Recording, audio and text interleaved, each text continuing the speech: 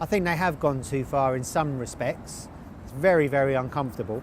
The seat's really hard and the bars are really low, but the old bike was exactly the same. So really, it's not a bike for long distances. It's kind of for short squirts and track days, obviously.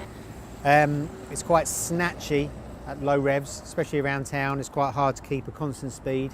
But again, the old one was exactly the same as that.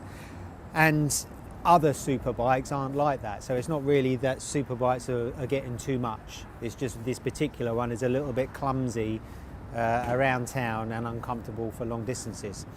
But in terms of Yamaha gone too far, I don't think they have, because this bike is no different to how the 1998 R1 when it first came out, relative to everything else. Back then everyone thought, 150 horsepower is too much, 177 kilos, and now we look back and it feels like a sports tourer by comparison.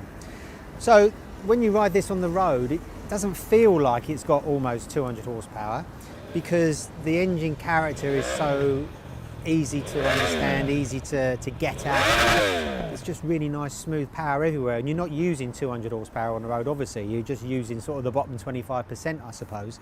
So it's not too much in that respect. You've got a bike that on a dry day, unlike today, handles so well. It just makes you feel so good. It flatters the rider.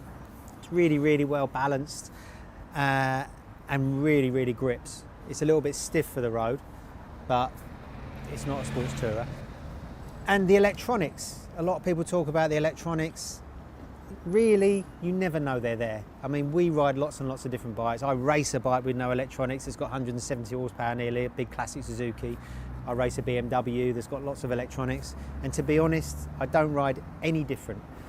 I never lean on electronics, and I don't know anyone who does apart from a MotoGP rider or a World Superbike rider. So really, those electronics are there in the background to save your skin if you ever need them to bail you out, and who doesn't want that? The electronics that are good are things like quick shifters and auto blippers and riding modes that let you soften everything off when it's raining and all the rest of it. I don't think it takes away from the riding experience. I think it just adds. And the other thing really is this bike's a lot of money. It's close to £17,000.